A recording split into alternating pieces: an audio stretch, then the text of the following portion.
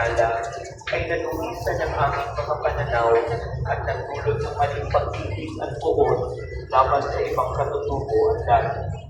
Taintin kaming nagsusumamo na gawin mo kaming mga daan ng iyong kapayapaan kung saan may pagkabuo ay magdala kami ng pagmamahal. Kung saan may sala kung saan may pagdududa pananampalataya. After mo magana, pupunta mo. Kung saan wala nang inaasahan pag-asa. O, dahil mo na dito. Kung saan may bagong lahat, diba? iwanan.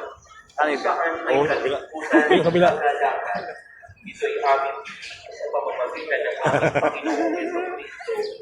Lalo di, aking kaibigan patali. Kasama mo. Kabawa mo na sa sirba, lalo ko nanalo. Oo nga eh. Bumabawas na ako ng pagkain. Bumabawas. Nahata ko na yung bike ko para bumayad ako. Binibilisan ko na eh. Diyan ka sa pagbabike ko. Yan. Hindi na ako nagbibirinda eh. Yan yung ano, yan yung... Ano kayo masabi ng ano, yung sa mahal ng gas ngayon? Oo, ito ba nasabi ko sa inyo mga kababayan. Kape lang. Ang gasolina ko, kape. Yung stick sa space lang. Maghapon na yun. Wala na ng lumat yun. Kulang mura yun. Oo. Ano ba ito yung bike mo? Magkano mo ito nabili? Ano na yan? Inassemble ka. Marami na nagasos dyan. Umabot ka na ng magkano? Tibay, no? Siguro mga 30 plus na yan. 30 plus na rin. Unang-una bili ko, 8.5. 4.5. Yun. 4.5 tong 4. ABG. Gulong, 6,000. Yung dalawang partner na yan. Oh, tapos 1.5 yung tinado, ay yung kanina na sprocket. Hindi mo isa, no? Tibay naman. Pero bago ko naman nasira to, bago ko napagtan, napagkanabangan ko muna yung 8,500. Nabawi na natin yun. Sasakot ko na kay Lolo yun eh. 6,000 eh. So, ang tagal mo nang nagbabike talaga, no? Sige sir. Sige ingat. Salamat. Salamat din.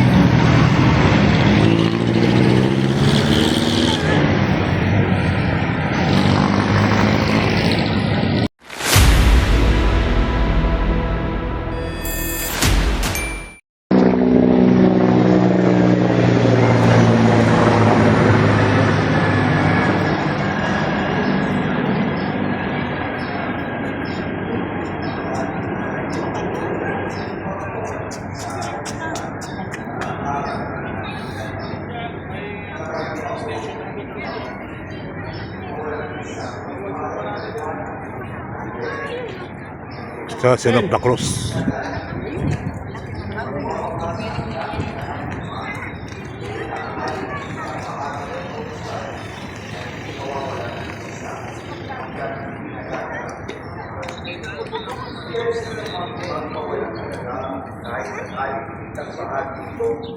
Ay ang magturo ng gayon sa mga tao ay ibibilang sa pinakamababa sa kaharian nito.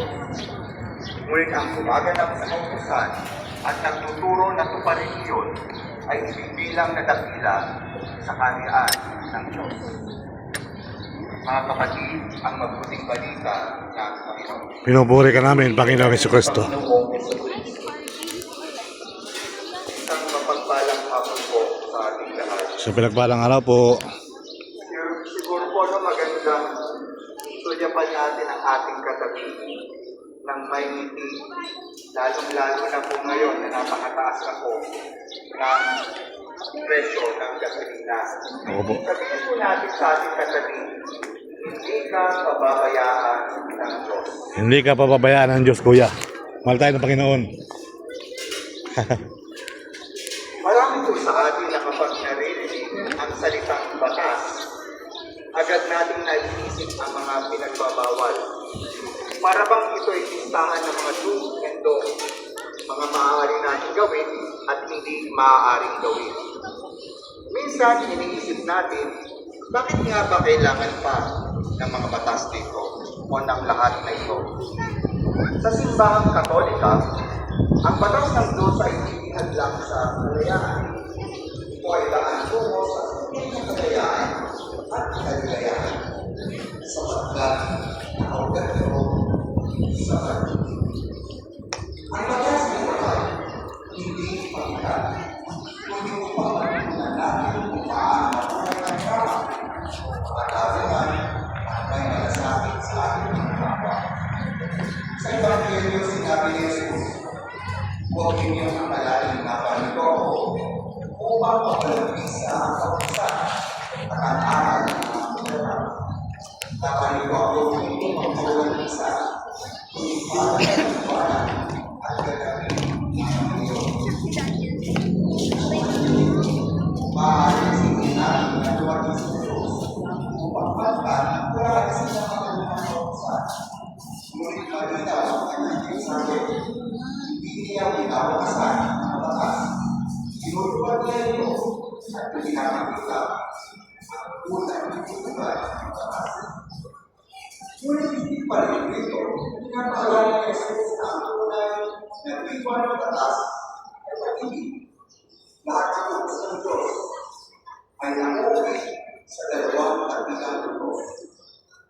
Hindi ng Diyos ng ating puso at ibigin ang ating kapwa gaya ng ating sarili.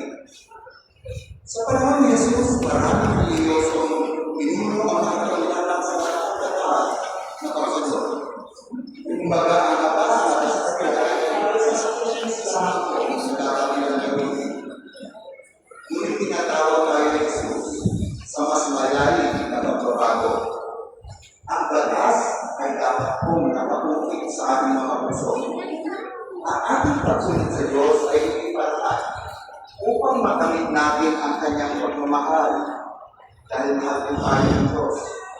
Sinusunod natin siya dahil nararanasan natin ang kanyang pag-ibig. Kaya pinibigyan din ni Jesus na kahit ang pinakamaliit na bahagi ng kautusan ay mahalaga. Ang tunay na kadakilaan sa kaharian ng langit ay para sa mga sumusunod at nagtuturo ng kanyang utos sa pamamagitan ng ating mga buhay. Ating buhay na may integridad, may katapangan, ay pagmamahal at pagkakaroon. Halimbawa po, ang utos na huwag kang mamatay ay hindi lamang tungkol sa pisikal na pagpatay ng tao. Ito rin po ay maayaya na alisin ang ating galit, uot, at pagkikanin sa ating mga puso at matutong magpatawad kahit na sa ating mga kaaway. Kahit po ang ating pagpili sa mga babae, kapag po pinag-isipan natin ang babae ang masama, ito daw po ay adultery of the mind. O nangangayin niya po ang isang lalaki sa kanyang puso, sa kanyang pag-isip ng masama sa babae. Kaya mahalagang linisin natin ang ating isipan at damdamin at di natin ito magagawa sa sarili natin mga lakas. Kailangan natin ang grasya ng Diyos. Mga kapatid, sa panahon ng Kwaresma, tinutulungan tayo ng simbahan na suriin ang ating mga puso sa ating panalangin, pag-aalito, at pag-awa-gawa. Upang bumalik tayo sa pinakapuso ng kautosan, ang pag-ibig sa Diyos at sa ating kapwa. Mga kapatid, sapat ang pag-ibig ang nagbigabay ng ating buhay. Ang batang ng Diyos ay hindi lamang tuntunin na sinusunod natin. Ito ay nagiging buhay na katotohanan. Nakaungin sa ating puso at nagiging liwanag sa ating araw-araw na pamumuhay. Kaya magandang tanongin po natin ang ating mga sarili. Sa ating pang-araw-araw na buhay, nakuunawaan ba natin ang kahulugan ng ating pagsunod sa Diyos? Sa ating pang-araw-araw na buhay, nakuunawaan ba natin ang kahulugan ng ating pagsunod sa Diyos? Ay ginagawa ko ba natin ito dahil sa ating Gagawin ko siyang green. o dahil sa ating pagsunod?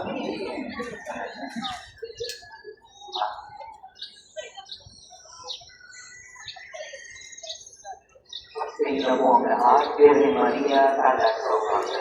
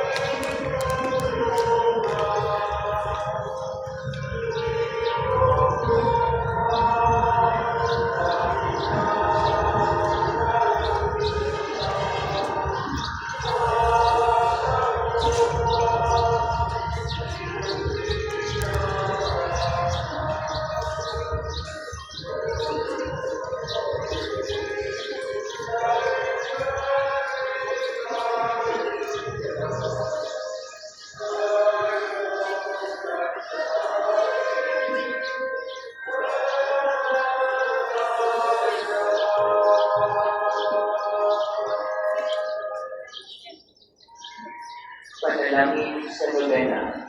Mahal na ina ng dating saklolo, buhay sa krus, ibinigay ka sa amin ni Jesus, upang magiging namin. Ikaw ang pinakamabagin, pinakamasintahin sa lahat ng mga ina. O iyong mong tunghayan sa iyong mga anak, na ngayon ay humihingi ng iyong tulong sa lahat ng aming pangangailangan, lalong-lalo na ang biyayang ito.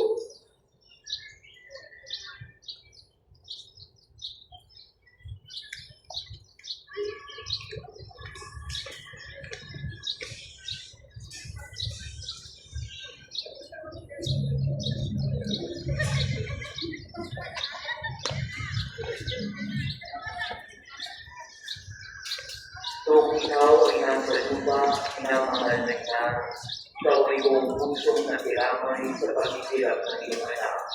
Sa tulong ng iyong pananalig at pagtitiwala sa makaamang pagmamahal ng Diyos, tinanggap mo ang kanyang maniwagang kalooban. Ay hindi kami mga krus at mga titisik sa buhay. Kung minsan ang mga ito'y parang hindi na namin kayang patanin. Pinakamamahal na ina, bahaginan mo kami ng iyong malaking pagtitiwala sa Diyos. Ipagnawa ko na wala sa naman ang pagmamahal ng Diyos sa amin at inutuloy niya ang lahat ng aming mga panalangin sa paraang makabubuti sa amin para kasi mo ang aming loob sa pagpapagkaan ng Diyos. Tulad ng iyong banal na anak, tulungan mo mga gawaan namin na sino mong nagtitibahagi sa krus ni Kristo ay tiyak na makakabahagi sa kanyang muling pagkabuhay. Pinakamamahal na ina, habang kami nababahala sa sarili namin mga suliranin, huwag sana namin malimutan ang mga pangangailangan ng iba. Mahal na mahal mo sila. Tulungan mo magiging uli ang aming pagmamahal sa kanila. Samantalang sinadalangin namin ang aming mga alikanin at mga alikanin ng lahat ng narito ngayon. Patayin sa loob na hinihintay namin sa iyo, aming ina. Tulungan mo kami makapagdulot ng aliw at ginhawa sa mga may sakit at sa mga malapit lang sa makabilang buhay. Makapagbigay ng pag-asa sa mga lukha at walang hanap buhay. Magpatilaw ng sugat ng mga pusong wasak. Pakisa sa pagtilaw ng mga inaakit. At turuan ng kataguman ng mga sakadilay ng aakit. At ibatin sa Diyos ang lahat ng mga nagkasala sa Kanya. Pinakamamahal na tulungan mo kami umiwan sa kasalanan na naglalayo sa atin sa aming Ama sa namin at sa isa't isa. Buong tawanan namin sinasalalay ang aming sarili sa iyong pagkalinga at lubos na umaasa sa iyong mapagmalasakit na panalangin. Panalangin para sa tahanan. Ina ng dating sa lolo. Hindi ka namin reyna ng aming tahanan. Hinihili namin pagkalangin mo ang aming pamilya sa pamamagitan ng iyong matinyan na pagmamahal. Ay pinawang ikinig at sakramento ng kasal ang mga mag-asawa upang lagi sila mag-isapar at pagmamahal sa isa't isa. Tulad ng pagmamahal ni Kristo sa Iglesia, hinihili namin pagkalangin mo ang lahat ng mga magulang. Kahit nawa nila ang mga anak, pinagkatiwala ng Diyos sa kanila. Naway lagi siyang maghihiwaran sa kanilang mga anak sa pamamagitan ng kanilang tunay na buhay Kristiyano. Tulungan mo para sa kanilang arulatin ng kanilang mga anak na may pagmamahal at takot sa Diyos. Pagpalagi mo ang mga bata upang kanilang mahalin. Lalabas doon ang kanilang mga anak. Sa iyong magiging na pagpapala, saan natin pinagkakatiwala ang mga kabataan ngayon. Bigay mo kami lahat ng pagpapahalaga sa aming pananagutan na matupad namin ang aming tungkulin na gawin ugat ng kapayapaan ang aming tahanan tulad ng iyong tahanan sa Nazaret. Ikaw ang aming huwalan.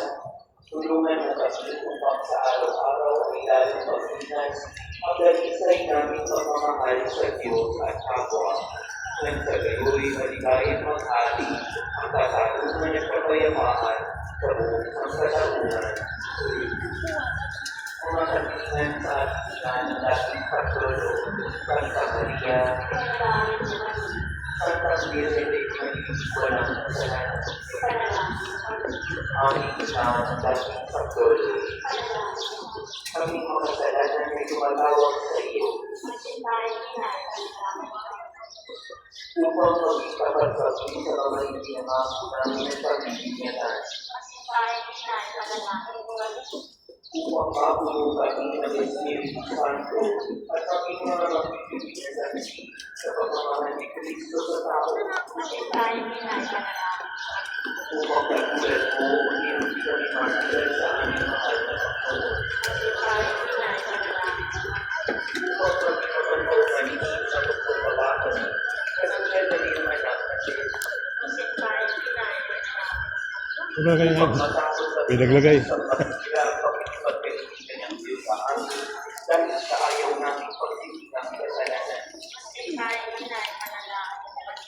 upang lagi namin sikaping matamo ang awa at patawad ng Diyos sa sakramento ng buktisan. Upang maunawaan namin na tinuturuan kami ng Diyos sa pamamagitan ng mga pangyayari sa araw-araw na pamumuhay. Upang manalangin kami araw-araw na may pagmamahal at pagtitiwala, lalo na sa mga sandali ng tukso. Upang maunawaan namin ang halaga ng sama-samang pagsamba sa Diyos sa Eucharistia. Upang patuloy na mag-alam ang aming pag-ibig kay Kristo at sa kapwa sa pamamagitan ng maligid na pagtanggap ng banal na komunyon. Upang igalang namin ang aming katawan bilang mga templo ng Espiritu Santo. Upang magsikap kaming maging tunay na mga Kristiyano sa pamamagitan ng mapagmahal na pagmamalasakit sa iba. Upang ipahayag namin ang dangal ng trabaho sa pamamagitan ng katapatan sa aming gawain.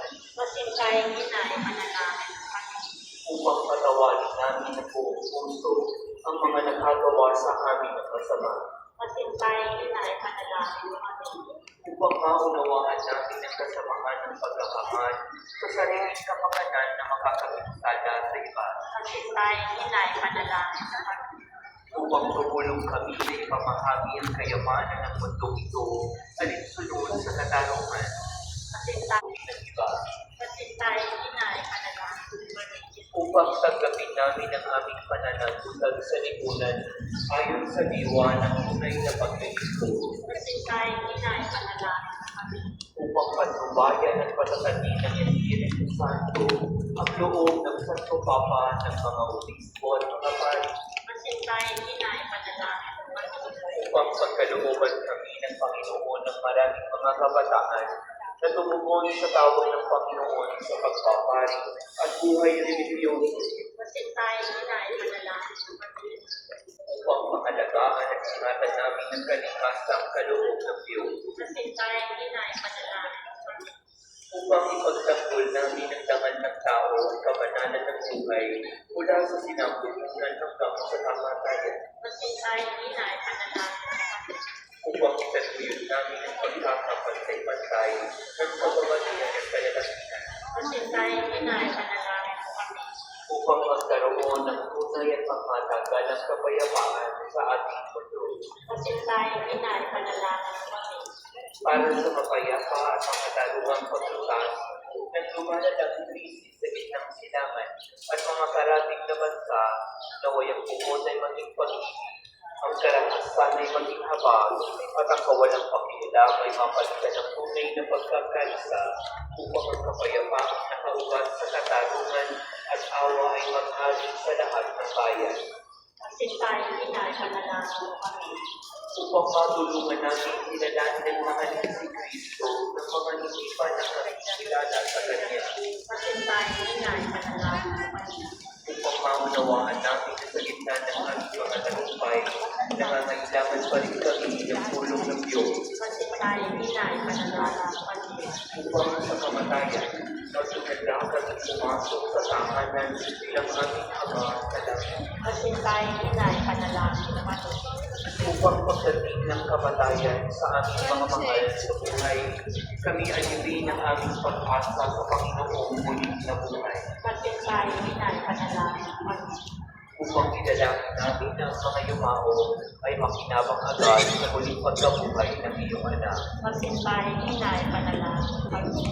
At ibig na idalangin ang mga pansariling aman.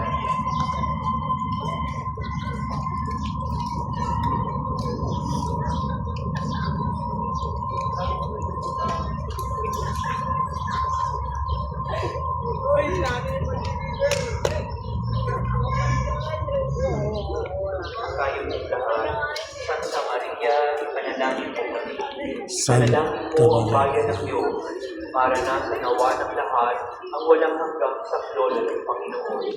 Panginoon, ibinigay mo sa amin si Maria upang maging ina namin na laging handang lumamay sa amin. Loobin mo nawa na tumulong kami sa Kanya sa lahat ng aming pangangailangan. Sa iyo na po ang lahat, Virgen Mahal.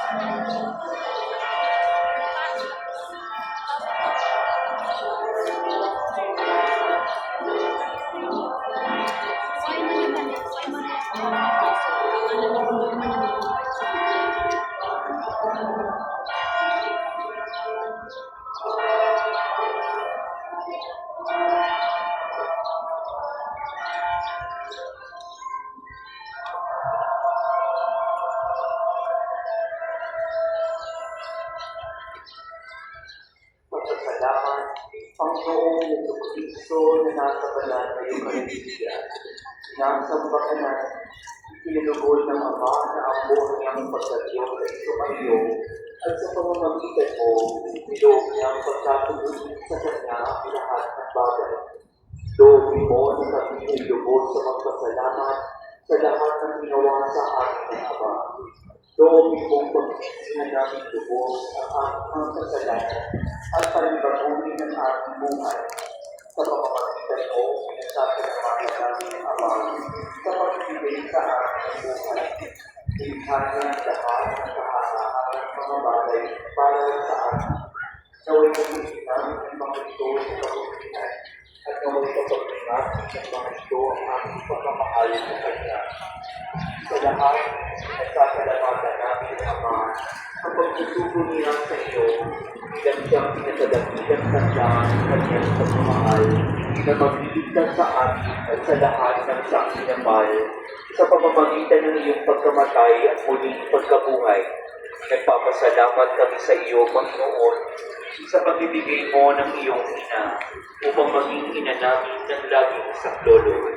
Harinawa ang hindi mabilang na biyayang tinanggap namin sa panalangin niya, lalo na sa pamamagitan ng pagpunobena sa Kanya, ay makapukaw sa aming damdamin upang maragdagan ang aming pagtitiwala sa mapagkalingang awa ng Diyos at sa walang sawang pagdamay ng iyong ina. Loobin mo nawa na lagi kaming sumunod sa banal na kalooban ng Diyos at mahalin siya ng walang hanggan. Ang karangalan, kaluwalhatian at pasasalamat ay mapasa kabanal-banalang tatlong persona, Ama, Anak at Espiritu Santo, magpasawalang hanggan. Amen. Panalangin para sa mga may sakit. Panginoon, mananatiling sandali at nalalahanin ng mga may sakit na nais ipanalangin.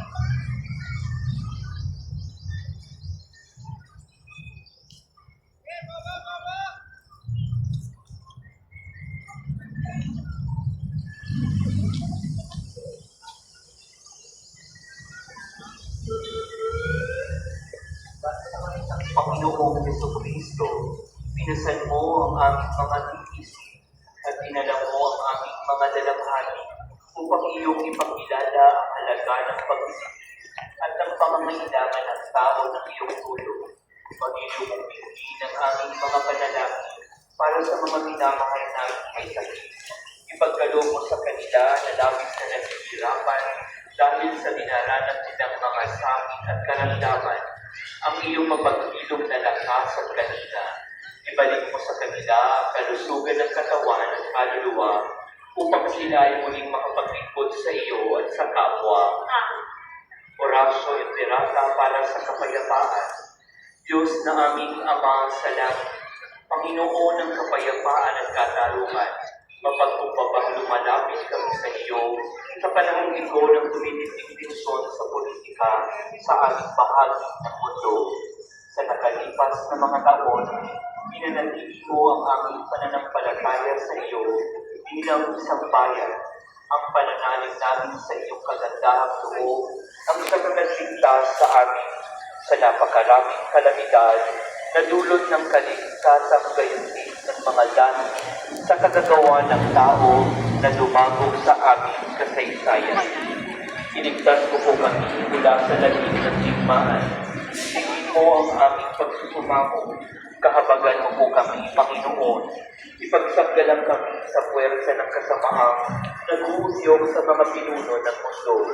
Naniniwala kami na hindi kami nakikipaglaban sa mga tao, kundi sa mga pinuno, sa mga may kapangyarihan, sa mga tagapamahala ng kaligimang umikiral sa sanlibutan ito, sa mga hukbong espiritual ng kasamaan sa himpapawid. Ipinapanalangin namin ang mga pinuno na pinagkatiwala ang gumawa ng mga pagpapasya para sa aming bansa. Buong puso namin ipinagkakatiwala sa iyo ang aming kinabukasan at humingi kami ng kapatawaran at habag sa mga panahon na dahil sa aming mga takot at hinala ay nalumisan ang aming mga pananaw at nagdulot ng maling pag-ibig at puot laban sa ibang katutubo at dahil. Taintin kami nagsusumamo na gawin mo kaming mga daan ng iyong kapayapaan. Kung saan may pagkapuot ay magdala kami ng pagmamahal. Basta. Kung saan may Okay na? sala ang Tama mo, kapatawaran. sama mo. Kung saan may pagdududa pananampalataya. After mo magana, pupunta mo. Kung saan wala nang inaasahan pag-asa. O, dahil mo na dito. Kung saan may bagong lahat, di ba? iwanan.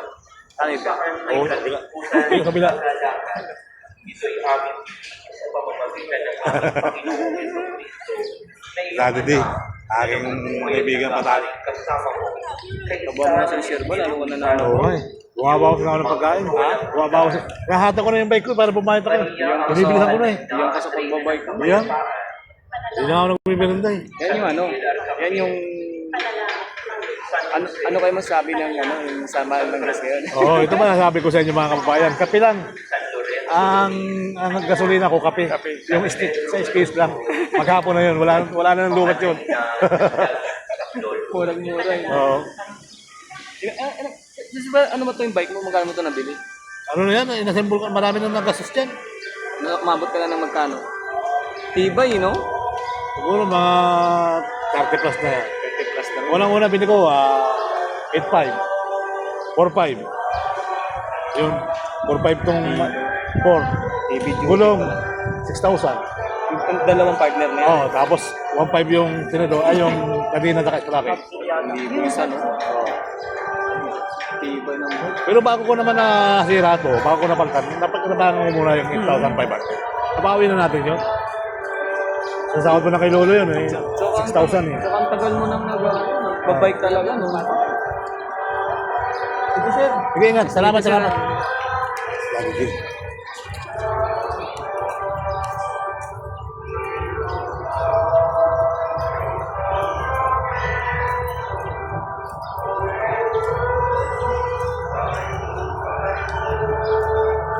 So yun nga mga kababayan, tayo ay ating paglalabas-labas, nakakilala tayo ng medyo, hindi lang vlogger nakakilala sa atin, marami rin na nakatingin, siyempre yan naman, hindi pa naman ako. So salamat.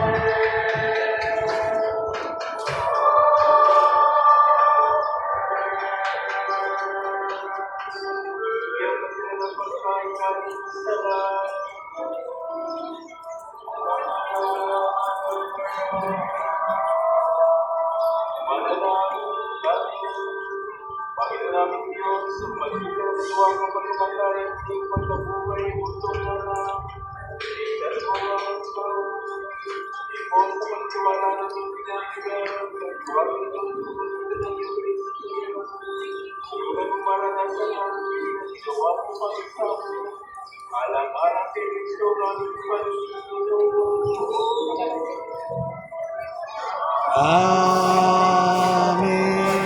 Saan kasi pupunta?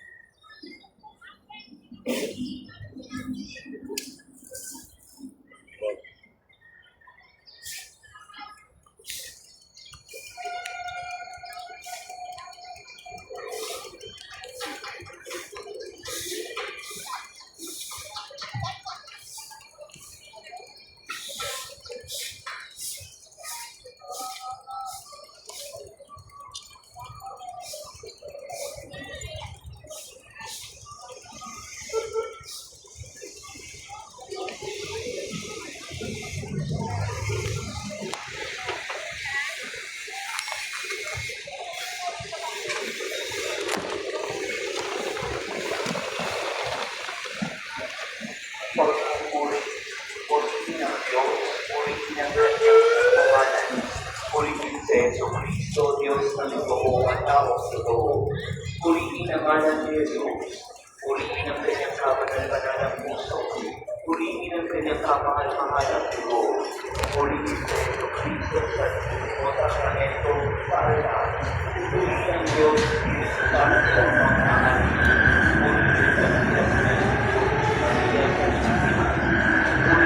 Santa at Inalo ng